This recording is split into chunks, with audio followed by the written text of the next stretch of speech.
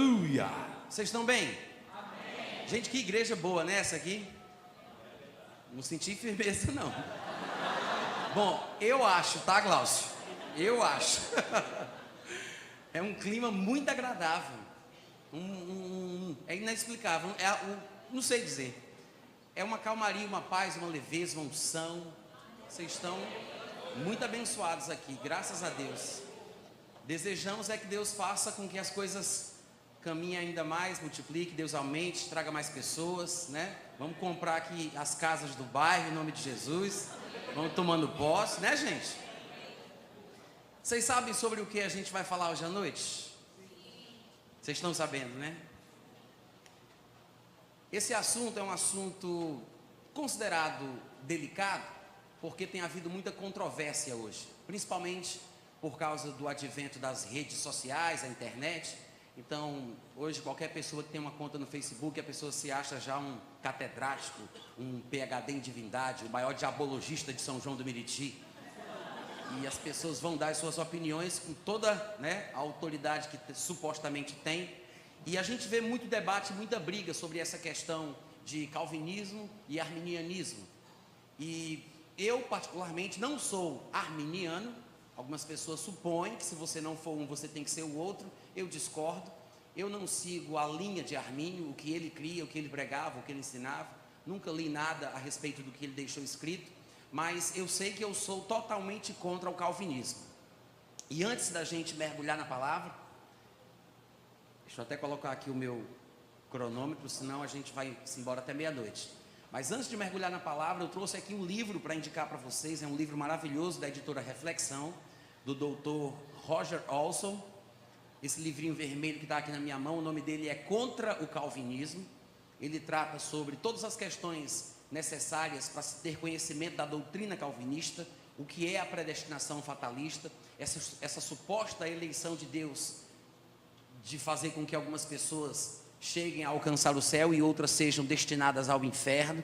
E ele aborda todos os pontos da conhecida tulipa, né, que é o acróstico ou o acrônimo pelo qual os calvinistas se identificam ou se apresentam, dizendo aquilo que creem. São 5 pilares da fé calvinista que estão relacionados às letras da palavra tulipa em inglês, T-U-L-I-P. E daqui a pouco a gente vai falar um pouco sobre isso, para vocês se situarem a respeito do que isso trata. Mas, obviamente, nós só vamos ter aqui 50 minutos, 1 hora aproximadamente. A gente não vai se aprofundar, não vai dar para falar muita coisa. Eu acho que eu estou mesmo na luz desse negócio aqui, né? Ele está piscando aqui no meu olho. Estou sentindo aqui um pouquinho. Mas nós não vamos nos aprofundar. Alguns de vocês, tenho certeza, vão desejar conhecer mais, estudar mais.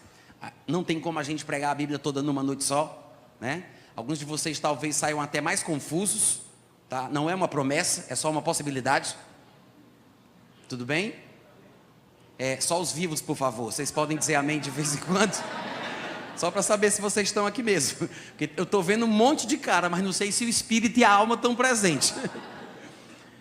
Então, gente, a gente vai mais bater um papo, vai conversar, não vai ser uma exposição apologética, nem exegética, não vai ter nada de aprofundamento textual. Vamos sim citar alguns textos, mas eu quero que vocês pensem. Eu gosto de falar sobre esse assunto, e é uma coisa que mexe comigo profundamente em minhas emoções, porque eu me converti por causa dessa palhaçada.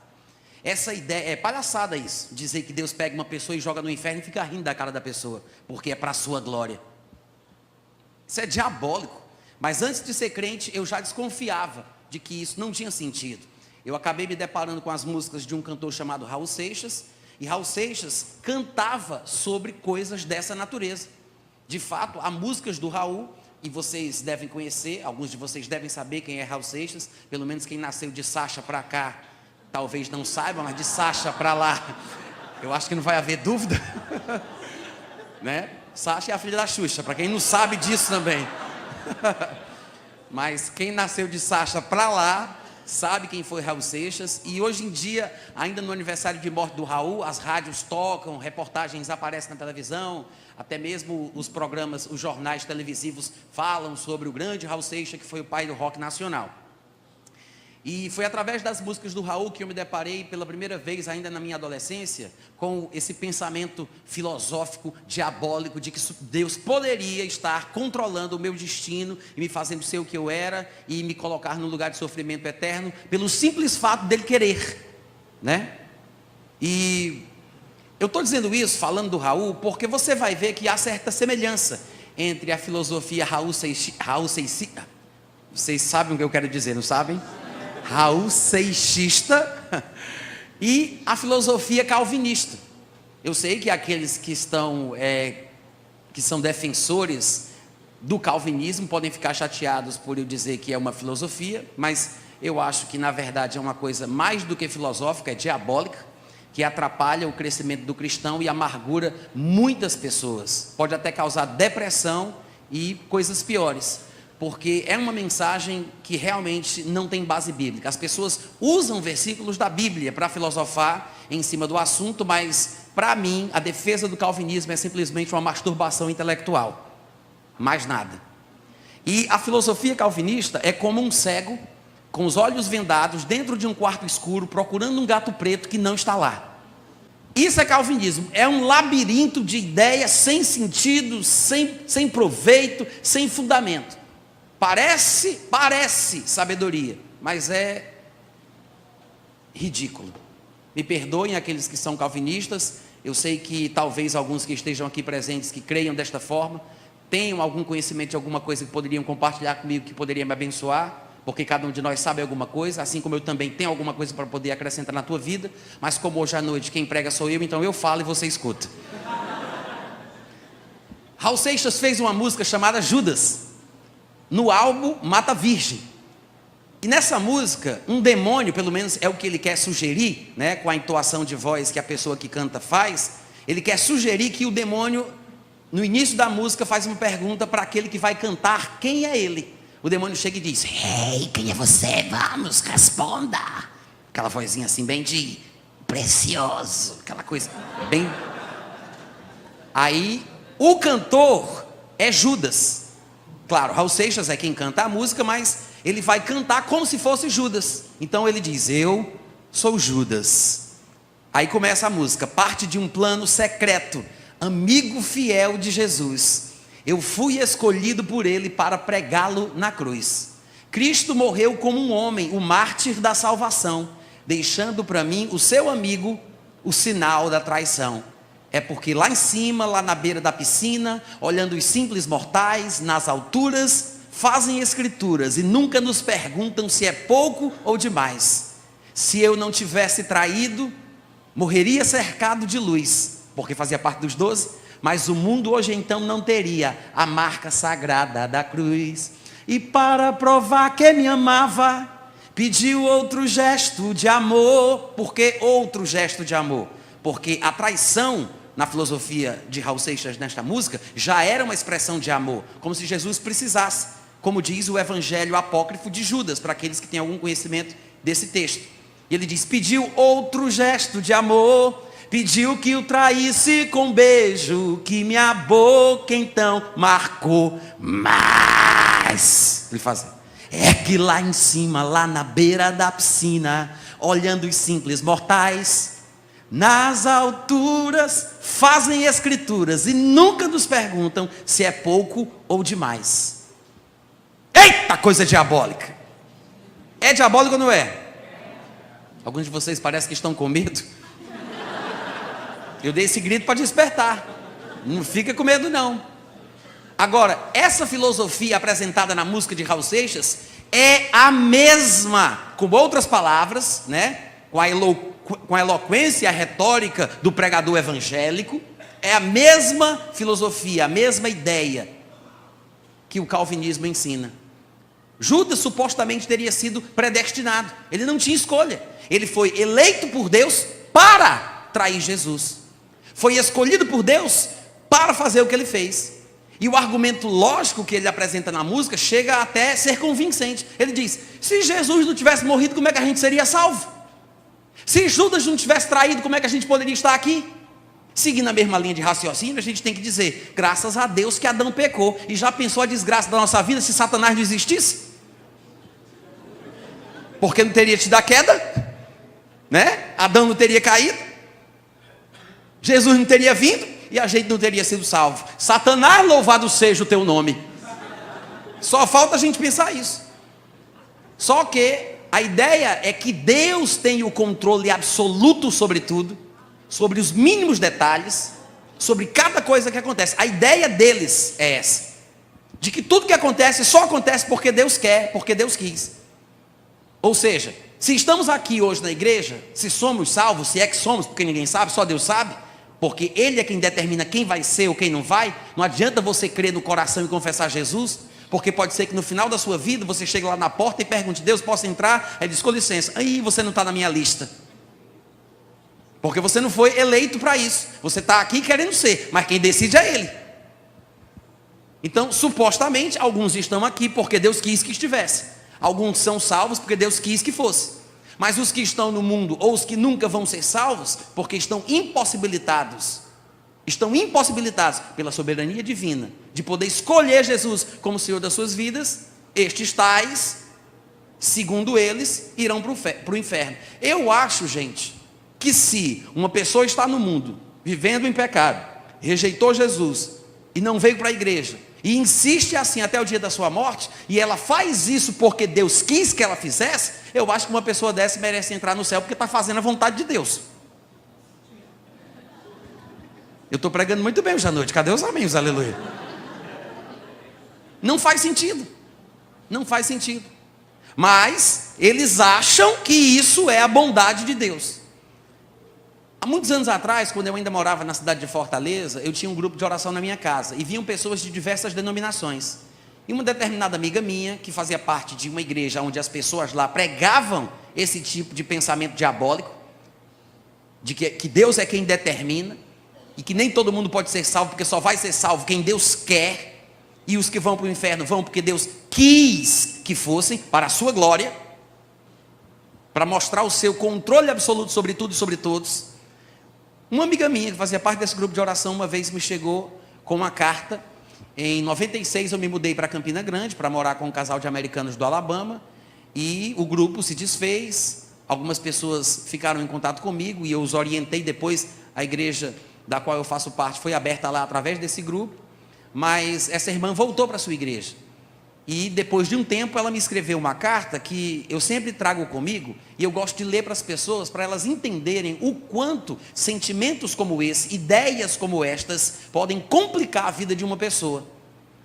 Depois dela parar de ouvir os tipos de ensinamentos que eu ministrava, e ela voltar àquele ambiente, àquela influência, ela ficou tão perturbada do juízo, que um dia ela me escreveu que eu fiquei até apavorado. No dia 10 de agosto de 1997, ela me escreveu a seguinte carta: saudades, são tantas coisas que passam pela minha cabeça que eu não sei por onde começar. Primeiramente eu queria te confessar, Natan, que eu tenho medo de abrir-te o meu coração, porque sei que vou levar muita bronca pelo que você vai ver lá. Eu não gostaria de te decepcionar, muito menos preocupar, mas também não quero mais aparentar o que não sou. Se você quer mesmo saber como eu estou, eu vou começar pelo pior, o espiritual. Posso quase ouvir você dizendo agora: misericórdia. Meu relacionamento com Deus está complicado. Talvez você vai me dizer que eu devo buscá-lo mais, orar mais, etc. mais. O fato é que eu cansei de fazer isso exatamente porque não obtive dele resposta alguma. Pelo menos não pessoal, como indivíduo, como sempre pensei que fosse. Mas sempre fazendo parte de uma coletividade, no meio do povão. Nada direcionado a problemas e decisões específicas. Nada. Você me conhece um pouco e você sabe como sempre eu busquei com sinceridade e tinha meu coração sedento. Não é que me ache a melhor ou a pior agora das criaturas. Eu só gostaria de me sentir, aliás, saber que sou especial para Ele. Se faço diferença ou não no seu tão seleto número de escolhidos. Cada dia mais eu acho que Ele faz sim acepção de pessoas. Imagino que você deve estar de queixo caído ao ler tudo isso, altamente decepcionado e super aflito. Me desculpe, eu sei que eu devo até estar beirando o abismo da blasfêmia, mas eu gostaria que ele se manifestasse de alguma maneira, nem que fosse para me repreender. Nem que fosse para me repreender. Tudo o que fiz ou disse nesses tempos foi só para chamar a atenção dele. Afinal, Deus não corrige o filho a quem ele ama? Então, ou eu não sou filha, ou ele não me ama. Não sei mais nem do que pensar. Eu estive bem pior, sabe? Eu vivia deprimida, chorava o tempo inteiro, clamava a ele, sim, por alguma resposta, uma palavra amiga, e nada. A dúvida de tudo o que sempre quis ser verdade deu-me medo de tentar o suicídio, como por 2 vezes eu quis. Para falar a verdade, não sei mais quem eu sou. Sinto-me abandonada por ele, por mais que você vai me dizer que não. Sinto-me órfão de pai pela 2ª vez. Tenho medo de tudo. Acho-me vulnerável. Não sei no que crer. Acho que no final ele conspira contra mim, porque eu não me rebelei. Eu vivo temendo a sua vingança. E se a predestinação realmente existe, como alguns acham, será que eu não fui escolhida para ser outra coisa e eu é que estou insistindo em querer ser parte do povo eleito? Pensa nisso, gente. Sabe o que eu queria, Natan? Eu queria respostas. Dialogar com alguém que me conhecesse e não me recriminasse logo de cara. Eu preciso de ajuda, eu sei disso. Mas eu tenho tanto medo de conversar com alguém a respeito de tudo isso, talvez ninguém entenda que eu, que sempre fui tão firme, tão crente, esteja passando por uma crise mais ou menos 18 meses, 1 ano e meio, tão forte quanto essa. Mas, como se diz, maior gigante, maior é a queda. A minha mãe talvez até suspeite, mas ela não tem certeza do que esteja acontecendo. E eu até quero que continue assim, ela já tem preocupação demais. Até porque, quem deveria ser, falando de Deus, quem deveria ser o mais preocupado com a ovelha que se perde, continua para mim surdo, mudo e cego. Talvez eu me aproximando de você, ele agora me note. E você também, vê se não me esquece. Desculpe o besteirol acima, mas não me abandone. Aguardo ansiosa os seus carões. Gente, isso aqui acontece com muito mais frequência do que a gente imagina. E essa doutrina do inferno tem causado isso com muitas pessoas. Quando você começa a estudar a respeito do assunto, mergulhando na história dos próprios apologetas calvinistas, você vai descobrir que alguns deles tinham depressão por não ter certeza se eram eleitos. Porque na filosofia calvinista você não tem como saber. É uma coisa que depende de Deus. Eles têm toda uma equação para tentar adivinhar quem é ou quem não é, mas não se baseiam nos textos que nós deveríamos conhecer, considerando a Bíblia como uma revelação progressiva. Textos mais simples, que são mais claros, deveriam ser recebidos. E não tentarmos inventar respostas a partir de textos que são mais complexos e mais obscuros. O que está mais claro deve revelar o que está mais complicado. Amém, gente? Amém. É como montar peça, é como montar um quebra-cabeças. Um quebra-cabeça de 500 peças. Você primeiro joga tudo aquilo em cima de uma mesa, vai desvirando pecinha por pecinha. Tem que ter paciência. Depois que você espalha tudo em cima da mesa, você começa a separar talvez por cores, tentando colocar mais perto as peças que têm as mesmas cores, as mesmas tonalidades. Depois você vai tentar encaixar pela forma, procurando o que encaixa em que. E curiosamente conseguimos montar 10 peças aqui, 30 peças aqui, 40 peças aqui. Mas são grupos isolados que ainda não estão se ligando uns aos outros. Toda leitura e estudo da Bíblia deve ser tão paciente quanto montar um quebra-cabeça de 500 peças. Você não vai desprezar aquilo que você já sabe que está certo, aquilo que você já montou. Você sabe que tem uma lógica naquilo ali, então você vai perseverar até concluir. Seria tolice, por causa de textos mais complexos, desprezar aquilo que eu já sei. Ah, montei aqui 3 grupos de 50, mas não consegui montar tudo. Vou jogar fora. Abandona, desiste. Infelizmente, as pessoas parecem estar dando mais valor a textos que eles mesmos não entendem direito, trazendo interpretação para dentro do texto, do que os textos que são bem claros. Irmãos, tem texto mais claro do que 1 Timóteo, capítulo 2, versículo 4? Paulo escrevendo a Timóteo, ele disse que ele devia orar, juntamente com a igreja, pelas pessoas que estavam investidas de autoridade. E em meio àquele pedido que ele faz para que a igreja ore, ele fala, porque Deus deseja que todos os homens sejam salvos e cheguem ao pleno conhecimento da verdade. Tem versículo mais claro do que esse, gente? Não tem. Deus é direto, é positivo, ele é claro, ele diz, Deus, com todas as letras, ele diz, Deus deseja que todos os homens sejam salvos. Sabe qual é o problema na cabeça do povo? É porque eles acham que pelo simples fato de quem está querendo seja Deus, o simples fato de Deus ser aquele que está querendo, eles acham que vai acontecer. Porque se é da vontade de Deus, como não vai acontecer? Como se Deus, por querer, fizesse com que você quisesse também. Como se a vontade de Deus fosse impositiva. Pelo simples fato de Deus querer, as pessoas acham, se Deus quer, não tem nada que Deus queira que não aconteça. É assim que as pessoas supõem. Mas não entendem que há coisas que Deus quer, que podem não acontecer, porque o simples fato de Deus querer, não vai fazer com que as pessoas ajam em conformidade com a sua vontade. Irmãos, Deus é amor, e o amor, ele não se conduz inconvenientemente na busca dos seus interesses. Eu sei que, humanamente falando, tem gente que mata, e quando é entrevistado nesses programas sei nem como é que chama esse tipo de programa, mas vai falar de crime, aí o cara diz, matei porque eu amava ela, matei porque eu amava, matei, mato de novo. Porque amava, matou porque amava, deu tapa porque amava. Mas o amor de Deus é diferente. O amor do tipo de Deus é aquele que não se conduz inconvenientemente, que não busca os seus próprios interesses, ele respeita a decisão do outro, mesmo que não concorde. Respeito não é sinônimo de concordância. Tem muita gente que não entende isso. Ai, por que Deus colocou a árvore do conhecimento do bem e do mal no jardim do Éden? Ele não estava mal intencionado? Irmãos, a árvore do conhecimento do bem e do mal no jardim do Éden, pasme você, é uma prova do amor e da justiça de Deus ao criar o homem como ele.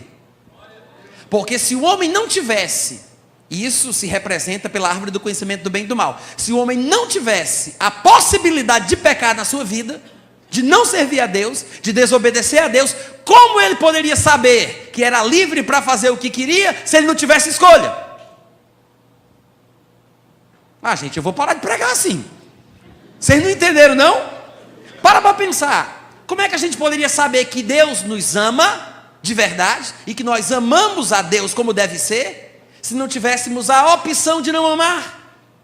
Como é que eu poderia saber que eu sou livre de verdade se eu não tivesse a escolha, a opção, a oportunidade de pecar? Talvez eu estivesse servindo a Deus como um robô, porque me faltava escolha. A presença da árvore do conhecimento do bem e do mal, que representa essa possibilidade da queda, prova que Deus é justo e verdadeiro. Então, quando a Bíblia diz que ele me fez como ele, uma duplicada em espécie da própria categoria divina, capaz de tomar decisões até sujeitar e dominar a terra, isso quer dizer que eu tenho que ter condição, eu tenho que ter a opção de não servi-lo, de não amá-lo, de não obedecê-lo. A oportunidade de pecar é uma prova de que eu sirvo a Deus porque quero e não porque me falta escolha. As pessoas pensam errado, de ponta cabeça, e ficam fazendo esse malabarismo teológico e criam uma caricatura de Deus. E eles não sabem falar sobre Deus como convém, de acordo com a Bíblia, pelo menos no meu ponto de vista. É assim que eu entendo. E eu digo que isso mexe comigo emocionalmente, por isso é que eu às vezes falo coisas muito fortes, quando estou pregando sobre isso, sou bem contundente e firme, porque isso mexeu comigo, me fez ter um surto psicótico, eu fiquei completamente louco, tentei matar minha irmã enforcada, corri no meio da rua, fui hospitalizado e fui amarrado no manicômio na casa de repouso Nosso Lar. Nosso não, só meu, né, que vocês não foram, mas é o nome lá da casa. Casa de repouso Nosso Lar. Eu fiquei enjaulado um mês, louco, por causa de ideias como estas, da música Judas de Raul Seixas, que é totalmente igual ao que se prega hoje em dia, com um linguajar e um palavreado cristão, porque usam versículos, mas a ideia do inferno é a mesma, gerando dúvida, causando opressão. Claro que a pessoa não vai ficar simplesmente louca porque ela se debruça sobre ideias como estas. O meu caso, em particular, aconteceu porque, além de eu fumar maconha, cheirar cola, tomar alguns compromissos para me drogar, a minha família, por parte de mãe, toda ela era preenchida por esquizofrênicos. primos, tios, uma avó, então de loucura eu entendo.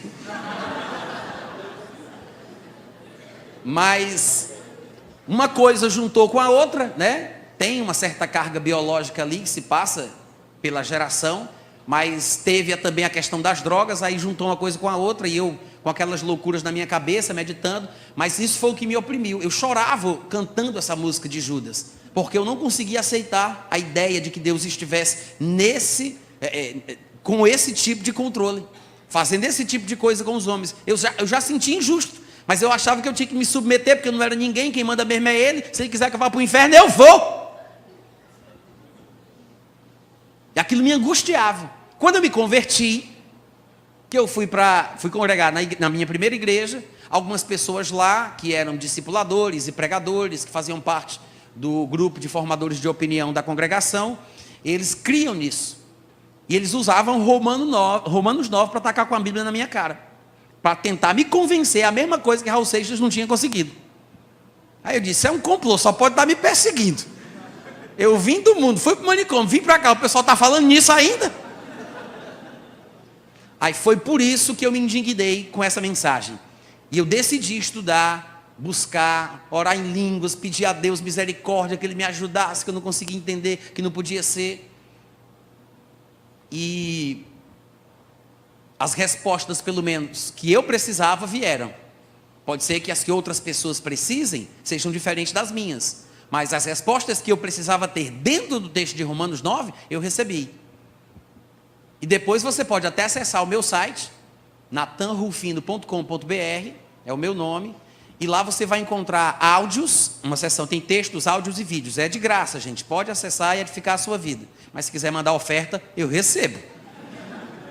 Você vai lá em áudios, aí você procura predestinação, são várias categorias, tem casamento, relacionamento, escatologia, aí tem predestinação. Clica lá você vai encontrar diversos áudios, entre eles você vai ver um momento ou outro fazendo um seminário onde eu exponho Romanos 9, versículo por versículo. Então se você quiser dar uma olhadinha, está curioso, olha lá no site, depois baixa, faz o que você quiser. Mas é triste. Eu não sei se vocês conhecem o que é a filosofia, a doutrina calvinista. A tal da tulipa, que é um acróstico, um acrônimo, com a palavra tulipa em inglês, ela tem um significado para cada letra, né? Tulip, T-U-L-I-P. O T é para total depravação, ou depravação total. Total depravation, em inglês. Isso quer dizer o seguinte, basicamente, em poucas palavras, parafraseando, quer dizer que o ser humano não presta para nada. Nada, nada, nada. É totalmente depravado, desde quando ele nasce até o dia da sua morte. Claro que eles usam versículos da Bíblia para tentar sustentar essa ideia. E assim eles mostram que o homem é simplesmente imprestável, está realmente já pela sua própria natureza destinado à danação eterna. Então, se o homem não vale nada, não presta para nada e vai para o inferno, não é culpa de Deus. Se Deus quiser salvar 1, 2 ou 3 destes homens, Ele está sendo bondoso em salvar alguns, mas não é a culpa dele o povo ser mau e por causa disso sofrer as consequências da sua maldade. Então o conceito da depravação total é o primeiro pilar doutrinário do calvinismo. Mas nós, quando vamos estudar a Bíblia, percebemos que há textos que mostram que existe alguma bondade no ser humano. Existe ainda algum reflexo, um facho de luz que mostra a divindade de Deus perdida na natureza humana. Porque sabemos que o homem foi feito à imagem e semelhança de Deus. E mesmo Paulo, no Areópago, em Atos capítulo 17, quando estava falando com filósofos epicureus e estoicos, ele disse: Deus fez toda a raça humana a partir de um só homem, para que a gente buscasse a Deus, se porventura tateando possamos achar, se bem que Ele não está longe de cada um de nós. Paulo falando para filósofos que não eram religiosos, não eram crentes, não eram uma igreja, nem uma sinagoga judaica. Ele disse: Deus não está longe da gente, porque nele vivemos, nos movemos e existimos. Como se não bastasse, veja que ele está falando isso com pagãos, aqueles em cuja cidade ele encontrava templos que diziam ao Deus desconhecido. Aí ele vai e diz para eles, como um dos vossos próprios poetas declarou: somos todos filhos de Deus. Na nossa versão em português diz: descendência, geração é a palavra. Mas quando você começa a procurar versões em outros idiomas, você vai ver, ou mesmo hoje em dia com os nossos celulares e tablets, podemos conferir a palavra grega no original e vemos que ele está falando ali sobre descendência, sobre ser filho, ser gerado de Deus. Paulo diz, como um dos poetas de vocês falou, e eu concordo, somos todos descendência divina. Até Jesus disse, que vós que sois maus, falando como pecadores, que vós que sois maus, sabeis dar boas coisas aos seus filhos? Ele diz que os pecadores amam quem os amam. Então eles não são totalmente imprestáveis, inúteis ou depravados, como as pessoas às vezes querem sugerir. Não dá para a gente mergulhar mais no assunto, mas fica a dica. Depois vem o U da tulipa, que é unconditional election, eleição incondicional. O que isso significa, Natan? Traduz aí para a gente. Eleição incondicional significa que Deus é aquele que vai eleger as pessoas para serem salvas, incondicionalmente. Não há qualquer condição para que uma pessoa seja eleita à salvação. Isso quer dizer que Deus é quem decide. Antes mesmo da pessoa ter nascido, Deus já decidiu projetar o nascimento dela para ela ir para o inferno. Porque Ele escolheu que tal pessoa vai para o céu e tal pessoa vai para o inferno. Até os calvinistas acham isso tão forte que eles se dividem entre si e alguns, considerados mais equilibrados, mais amenos, não tão radicais, não tão rígidos, eles dizem que Deus simplesmente escolhe pessoas para serem salvas. E as outras? Não, Ele simplesmente deixa ir para o inferno porque elas merecem mesmo. Não é que Ele escolhe para ir para o inferno, Ele escolhe para ser salvo. E quem vai para o inferno não é escolha dele? Não, Ele nem fez nada, só deixou o fluxo seguir. Não é culpa dele. Ora, se Ele tem a capacidade de escolher quem Ele quer salvar, e Ele arbitrariamente, me permitam falar assim, incondicionalmente, pode pegar qualquer um para ser salvo, e Ele decide escolher apenas alguns, irmãos, isso não é bondade, isso é maldade. Se uma pessoa tem condição de salvar todo mundo numa situação de risco, e Ele só salva alguns, mas Ele tem condição, Ele pode salvar todos, mas não salva porque não quer. Ah, meu irmão, isso aí está errado. Isso é uma forma de escolher quem vai para o inferno. Os irmãos entendem o que eu estou falando? Mas é isso que significa o U da tulipa, o fundamento da doutrina calvinista. Primeiro, total depravação, depois a eleição incondicional, e aí vem o L, limited expiation, que significa expiação limitada. Expiação, a morte de Cristo na cruz do Calvário, para remir o homem dos seus pecados, limitada. O que significa? É uma redenção particular. Porque a teoria calvinista diz que Jesus não morreu por todos os homens, Ele morreu pelos eleitos. Pelos eleitos. Jesus não morreu por todos. E quando você encontra um versículo na Bíblia que mostra que Jesus morreu por todos, porque o sangue de Cristo é a propiciação pelos nossos pecados, não somente dos nossos, mas também pelos do mundo inteiro, como diz lá em João, 1 João, ou quando você cita João 3,16, que Deus amou o mundo de tal maneira, ou que Deus deseja que todos os homens sejam salvos, qualquer texto que você passar para eles, eles vão dizer que todo o mundo, na verdade, não é cada pessoa do mundo, é o mundo todo, porque tem os que Ele ama no mundo.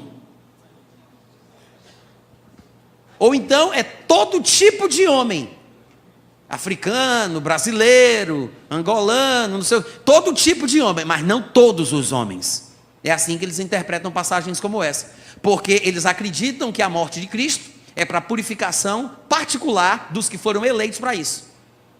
É por isso que é uma expiação limitada. Gente, não sou eu que estou criando aqui o significado do L da tulipa, não. Não sou eu que estou querendo ridicularizar a doutrina calvinista dizendo o que o L significa, que a morte de Cristo é só para quem Ele ama, porque segundo o calvinismo, Deus não ama todo mundo, é só os eleitos que Ele ama. Não sou eu que estou inventando isso para ridicularizar o calvinismo, são eles que defendem essa tese, são eles que dizem o que o L significa, eles que falam isso, por incrível que pareça.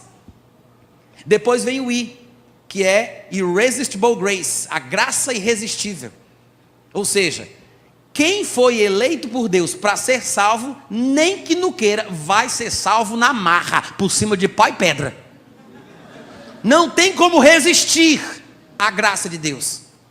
Alguns acham que é uma expressão muito forte, alguns calvinistas, e em vez de usar a palavra graça irresistível, ou seja, eles não creem que existe o livre-arbítrio, eles chamam de graça eficaz, porque a graça vai surtir efeito eficaz. Mas isso é eufemismo, é uma forma bonita de falar uma coisa feia. Eufemismo. Na verdade, o que eles querem dizer é que a pessoa não tem escolha, não pode fazer nada, não pode decidir por ela, não tem essa questão dela querer ou não querer, ela foi eleita, então ela não tem como resistir. É por isso que a graça, para essa pessoa eleita, é irresistível.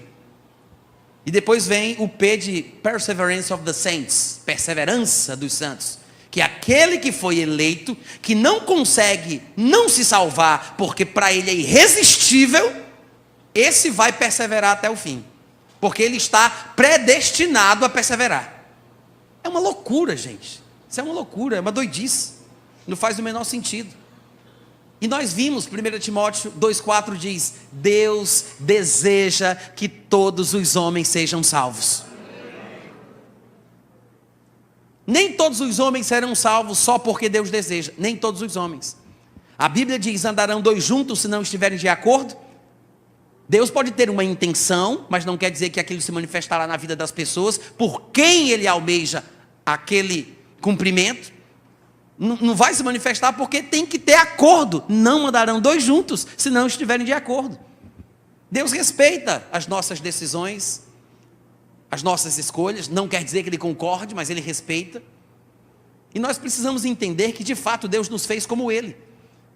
Temos a capacidade de dizer sim, de dizer não. É um poder muito grande que foi colocado em nossa mão. A maior bênção que Deus nos deu se chama livre-arbítrio. E a maior maldição que a gente tem se chama livre-arbítrio. Porque tudo depende da escolha que a gente faz. Mas não é Deus quem nos controla, não é Deus quem decide, não é Deus que coloca a pessoa no inferno, não é Deus que faz isso.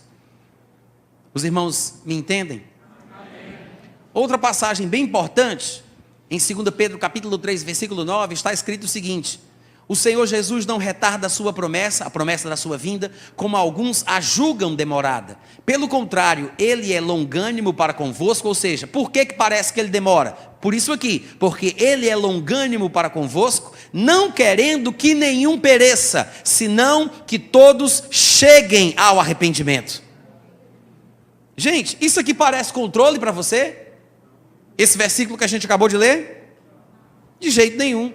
Ele disse: a vinda do Senhor pode parecer demorada, mas na verdade não é uma questão de demora. O que está acontecendo é porque Ele está sendo paciente, Ele está esperando, Ele está sendo longânimo para convosco, porque Ele não quer que nenhum pereça, senão que nesse tempo de suposta demora, os que precisam se arrependam enquanto é tempo.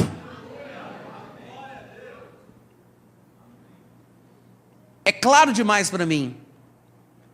E nós lembramos daquilo que Jesus Cristo experimentou quando entrava em Jerusalém, lá em Lucas capítulo 19, versículo 41 a 44.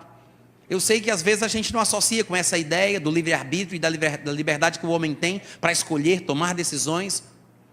Mas você vai observar que Jesus Cristo, quando Ele vê a cidade de Jerusalém, no versículo 41, diz que Ele, ao ver a cidade, chorou. Gente, se Jesus, aqui na terra, nos fez conhecer a vontade do Pai, porque Deus falou muitas vezes aos pais pelos profetas de muitas maneiras, mas nos últimos dias nos falou a nós pelo Filho. Então quem vê Jesus, vê o Pai. Jesus é a expressa imagem de Deus. A história que registra o que Jesus fez, o que Jesus sentiu, o que Jesus falou, revela o que está dentro do coração do Pai. Se Jesus chorou, é como se fosse uma expressão que revela o que Deus sente. Jesus chora, sabe por quê? É o sentimento de incapacidade de fazer alguma coisa. Se foi Jesus ou Deus que determinou que os israelitas fossem rebeldes como fossem, Ele não deveria chorar, Ele deveria se alegrar, deu certo. Não se chora quando você é quem faz aquilo que está acontecendo. Jesus está chorando por frustração. Frustração, dor no coração. Compaixão pelos judeus, de coração duro, impenitentes, obstinados. O choro revela que Deus não controla a decisão errada que eles tomaram. Bíblia diz que Jesus chorou e dizia, lamentando, no versículo 42, ah, Jerusalém, se conheceras por ti mesma, ainda hoje, o que é devido à paz. Mas isto está agora oculto aos teus olhos. Pois sobre ti virão dias em que os teus inimigos te cercarão de trincheiras e por todos os lados te apertarão o cerco. E te arrasarão e aos teus filhos dentro de ti não deixarão em ti pedra sobre pedra, porque não reconheceste a oportunidade da tua visitação. Pelo palavreado de Jesus Cristo, você acha que com isso a gente tem que entender que foi Deus que fez Jerusalém experimentar uma situação dessa? Não. Jesus coloca a responsabilidade sobre eles, chora por causa deles, lamenta a atitude deles e diz, vocês desperdiçaram a oportunidade. Por isso que ele fala, quem dera ainda hoje tu reconhecesses o que é devido à paz. Ainda hoje tu reconhecesses, quem dera fosse possível, quem dera vocês se arrependessem, quem dera vocês mudassem. Nós sabemos que muitos judeus se converteram, se arrependeram, abraçaram o evangelho, alguns deles inclusive se tornaram pregadores como Paulo, como Pedro, como João, discípulos de Cristo, mudaram o mundo com a pregação do evangelho, mas a nação como um todo, não. Jesus está lamentando a nação israelita, sobre a nação israelita, a nação com a qual Deus fez aliança, a partir de Abraão, Isaque, Jacó, Moisés, Davi, alianças, pactos firmes e eternos para abençoar o seu povo, mas o povo é rebelde, é duro, e Jesus Cristo está lamentando exatamente isso. E alguém poderia perguntar, mas Natan, há algum lugar na Bíblia que se fale sobre eleição e se fala o que significa? Sim, nós temos textos que falam sobre eleição, textos que falam sobre predestinação, mas eu gosto de dizer a predestinação bíblica, e não essa predestinação fatalista, calvinista, como é apresentada nessa tulipa. A predestinação bíblica é uma coisa totalmente diferente. Paulo, dos escritores do Novo Testamento, é aquele que volta a esse tema e que usa essa palavra com mais frequência. E Paulo faz uma abordagem, para mim, bem interessante, sobre o que seria a verdadeira predestinação bíblica. Se você abrir comigo em Efésios capítulo 1, a partir do versículo 3, você vai encontrar uma pista do que realmente deveria ser pregado nas igrejas sobre a predestinação bíblica. Efésios capítulo 1, do versículo 3 em diante. Posso ler, gente? Não, né? Posso? Sim ou não? Tá, já está atrás de mim aí, né? Efésios capítulo 1, versículo 3. Bendito o Deus e Pai de nosso Senhor Jesus Cristo, que nos tem abençoado com toda sorte de bênção espiritual nas regiões celestiais. Como é que diz aí? Também vos tenho ouvido. É 3. Que nos tem abençoado nas regiões celestiais. Fala mais alto para eu ouvir como é que é. Em Cristo. Está aí o segredo, gente. Está aí a resposta. As bênçãos espirituais com as quais Deus nos abençoou foram concedidas a nós em Cristo. Quem estiver em Cristo tem a bênção. Você vai ver, eu já estou aqui dando uma prévia do que Paulo há de falar nesse texto, mas você vai ver que a predestinação bíblica apresentada por Paulo aqui em Efésios capítulo 1, especialmente no versículo 5 e 11, e apresentado por Paulo em Romanos capítulo 8, especialmente no versículo 23, 28 e 29. Você vai ver que a predestinação bíblica, ela diz respeito mais ao nosso destino por termos vindo a Cristo, do que eu ter recebido Cristo porque era o destino. Versículo 3, mais uma vez, bendito Deus e Pai de nosso Senhor Jesus Cristo, que nos tem abençoado com toda sorte de bênção espiritual nas regiões celestiais em Cristo. Aí no versículo 4 ele diz, assim como nos escolheu nele. Olha aí, se repetindo a mesma expressão. As bênçãos espirituais que recebemos de Deus foram em Cristo. E depois ele diz, do mesmo jeito que, ou seja, assim como as bênçãos que temos, as temos porque estamos em Cristo, porque nos abençoou com todas as bênçãos em Cristo, ele diz, assim também é que a gente foi eleito. Como? Nele. Quem estiver em Cristo, está eleito. É por Cristo que nós somos salvos. Em Cristo é que nós somos eleitos. Em Cristo. Quem vier para Cristo estará eleito e predestinado para um determinado fim previamente estabelecido. Agora, tem que estar em Cristo. É isso que ele diz.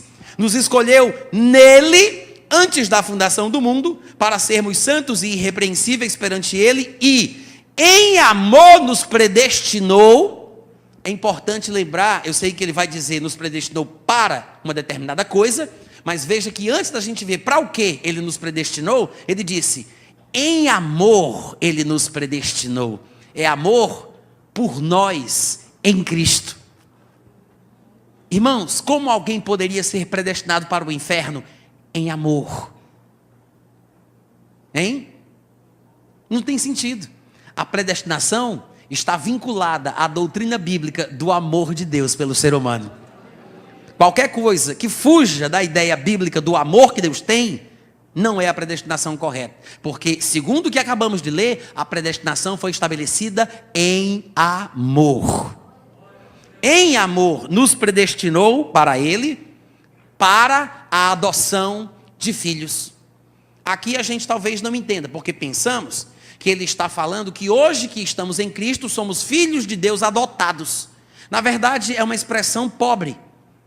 É uma expressão que foi mal traduzida. Ele não está dizendo que somos filhos adotados. Ainda que em alguns lugares isso apareça, por causa da tradução que fizeram da expressão original, em nenhum lugar a Bíblia diz que nós fomos adotados por Deus. Muito pelo contrário. A Bíblia diz que nós fomos gerados pela divina semente de Deus. Sabe o que significa? Significa que você não foi recalchutado, você foi recriado. Você é uma nova criatura. Você não foi simplesmente adotado, como as pessoas têm pensado ao longo dos anos. O que a Bíblia diz é que nós temos que ver o grande amor que nos concedeu o Pai, a ponto de sermos chamados de filhos de Deus. E, de fato, nós somos filhos de Deus. É o texto que diz isso. É o texto que diz isso. 1 João, capítulo 3, versículo 1, 2 e 3. Amados, vede que grande amor nos tem concedido o Pai a ponto de sermos chamados de filhos de Deus. E de fato nós somos filhos.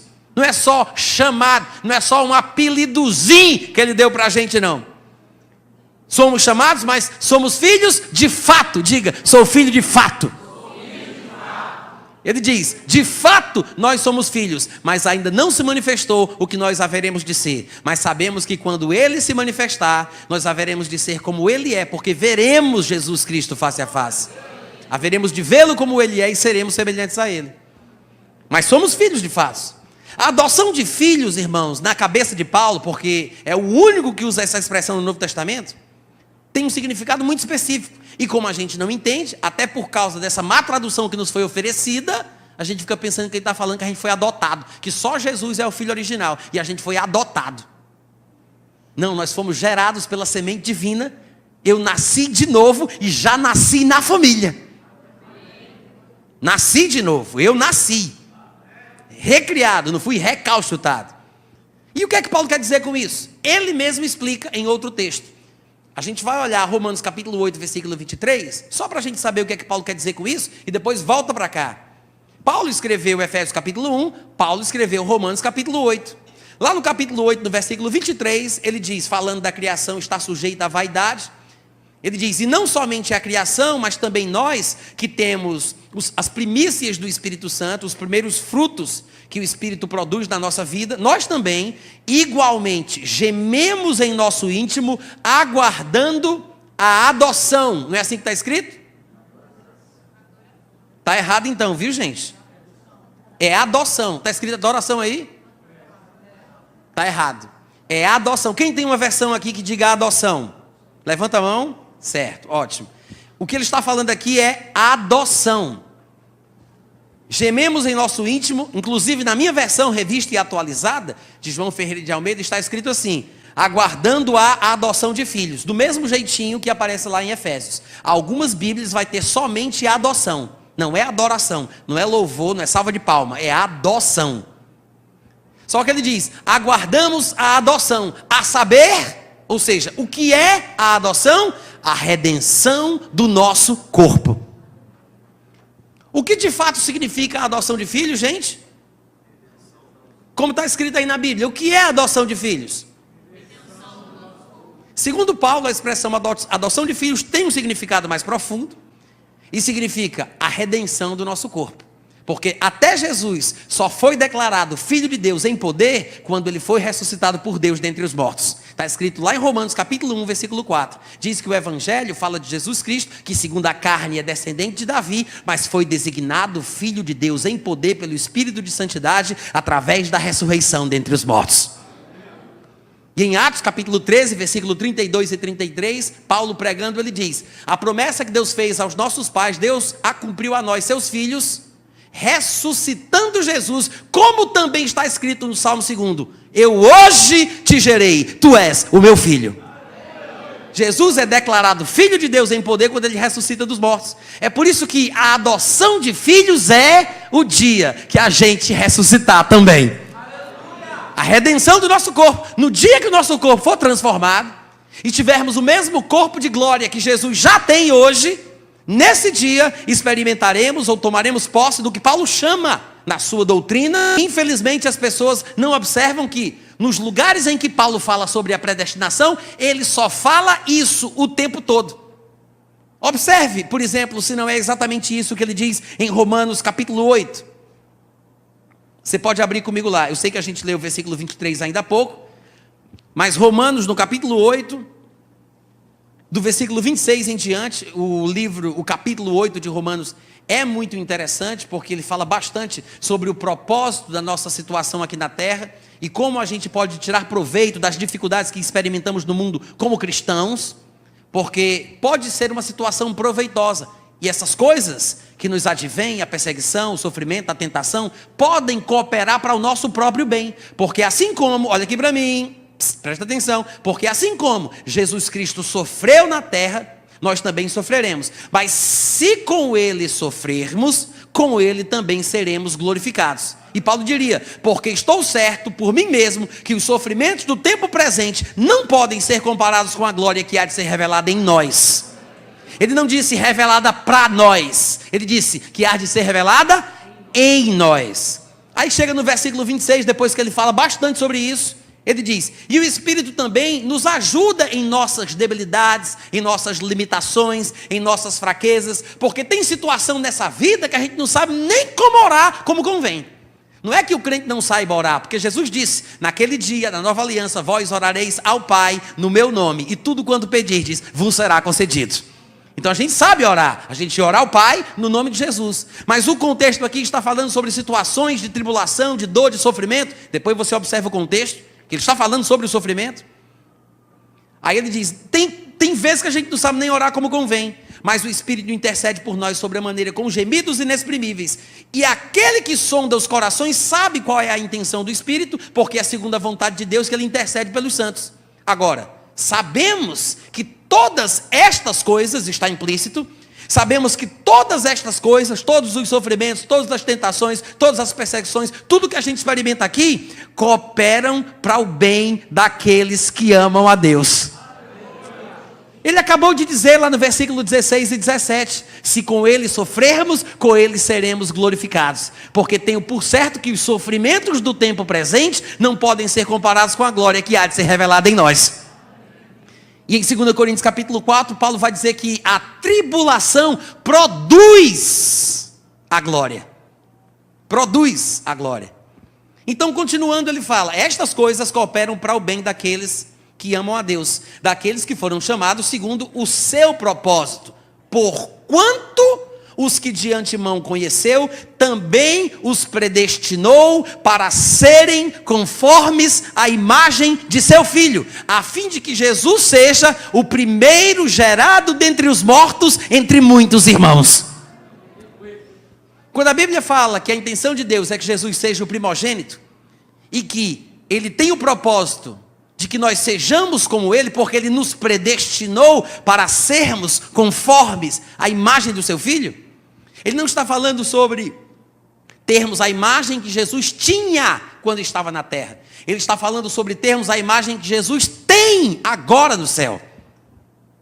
Há uma diferença entre o que Jesus Cristo foi quando andou aqui, e há uma diferença daquilo que Jesus Cristo é quando ele está hoje assentado à direita da majestade nas alturas.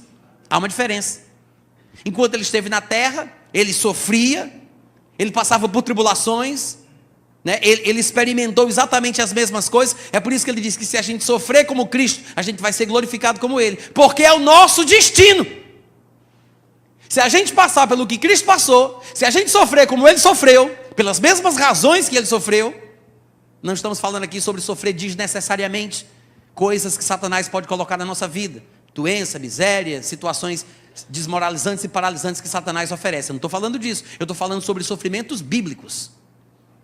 A Bíblia diz que os sofrimentos cooperam para o nosso bem, porquanto Deus nos predestinou para ser igual ao que Jesus Cristo é, por causa do que ele passou quando estava aqui.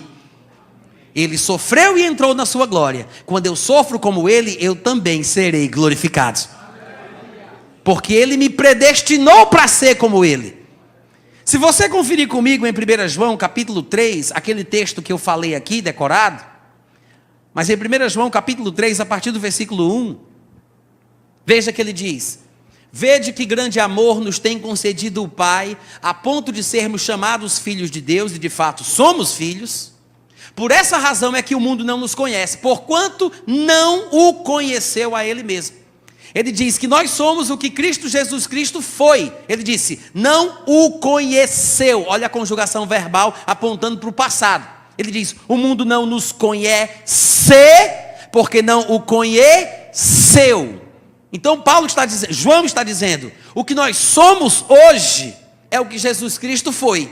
É por isso que o mundo não nos conhece no presente, porque não o conheceu no passado. E aí ele acrescenta, amados, agora, por enquanto, até então, até o dia da nossa morte, nós somos filhos de Deus. E ainda não se manifestou o que haveremos de ser num futuro breve. Agora, nós sabemos que quando Jesus se manifestar, seremos semelhantes a Ele, porque haveremos de vê-lo como Ele é. Ele está falando que Jesus não é o que Ele foi. Por isso é que ele disse, o mundo não nos conhece porque não o conheceu. Mas quando Ele se manifestar, nós haveremos de vê-lo como Ele é. O que Ele foi, a gente já sabe. Mas quando Ele se manifestar, a gente vai ver o que Ele é. Em outras palavras, João está dizendo que nós somos o que Ele foi, mas seremos o que Ele é. Você pode repetir isso comigo?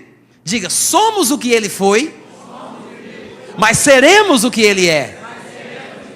É a mesma coisa que na linguagem de Paulo ele chama de predestinação.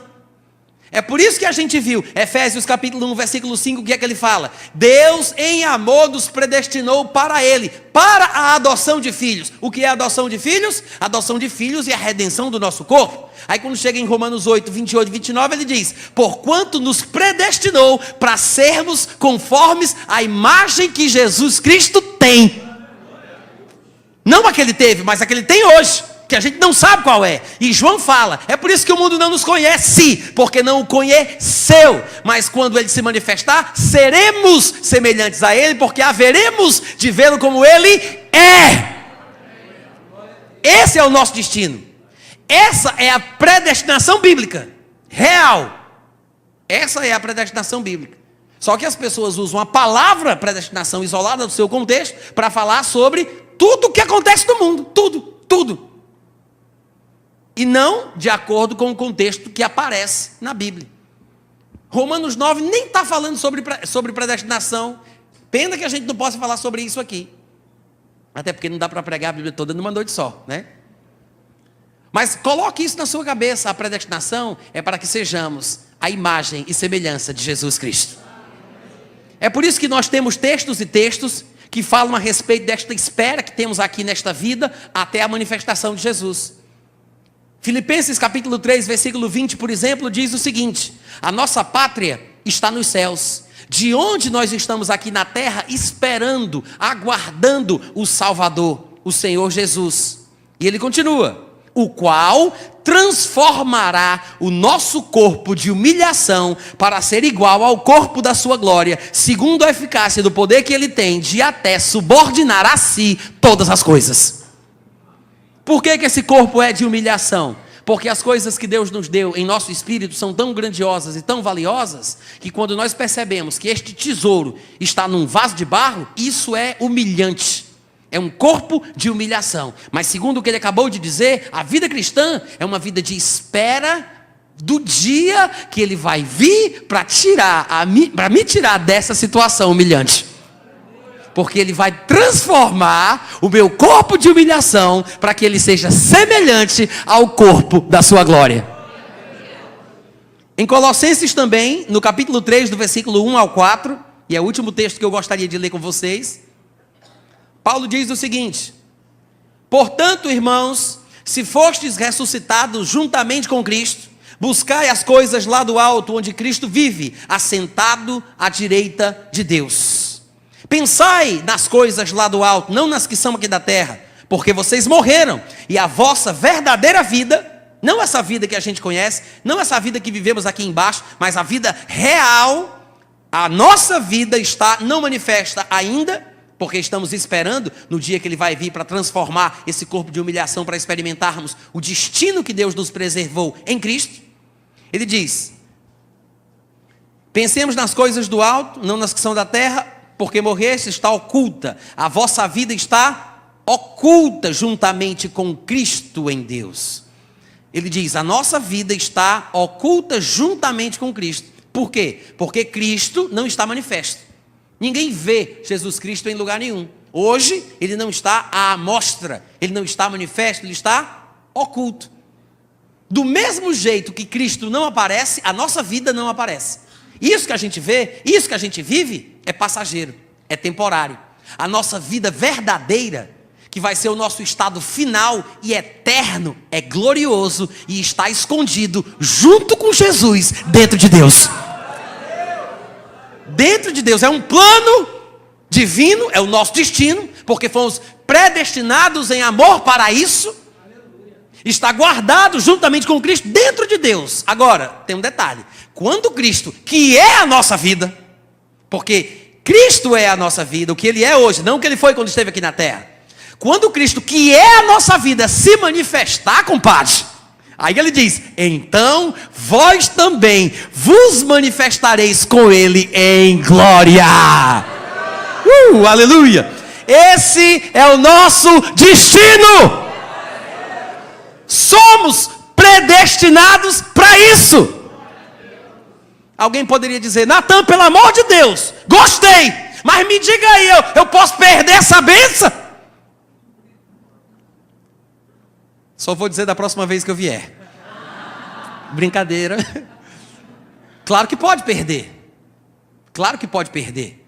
Porque o destino previamente estabelecido, ou a predestinação, é em Cristo. Em Cristo. Se você mantiver a sua vida em Cristo, se você se mantiver em Cristo, se você permanecer nele, claro que está tudo bem. Ah, Natan, mas se eu pecar, se eu cair, o que é que vai acontecer? Bom, depende. Se você, por exemplo, vai fazer uma viagem, um cruzeiro aí pela Europa, e você dentro deste barco, se você leva uma topada e cai dentro do barco, está tudo bem. Eu vou deixar vocês meditarem um pouco e depois eu continuo. Se você está no barco fazendo um cruzeiro e você tropeça e cai dentro do barco, está tudo bem. Mas se você tropeçar e cair fora do barco, lascou-se. Simples assim. Os irmãos entendem o que eu estou falando? Se perseverarmos, irmãos, se ficarmos firmes, se não negarmos a Jesus Cristo, nós temos um destino previamente estabelecido. Sabe como é que se faz isso? Eu vou usar aqui uma parábola do mundo natural, né? Fazendo uma analogia, que é uma relação de semelhança entre coisas diferentes. Quem aqui sabe andar? Eu, por favor, gostaria que você levantasse a sua mão, caso seja você, se encaixe nesse perfil, mas eu queria ter um feedback. Então eu queria saber quem aqui, porventura, sabe andar de escada rolante. Quem? Isso, obrigado, pode baixar, obrigado. Eu quero conferir de novo. Quem sabe andar de escada rolante? Como é que você faz para andar de escada rolante? Calma, não é trabalho de equipe, não. Olha pra cá. Gente, o pessoal diz assim: ah, Natan, para andar de escada rolante é a coisa mais fácil do mundo. Eu não faço nada. Faz. Primeiro você decide ir, né? Você decide ir.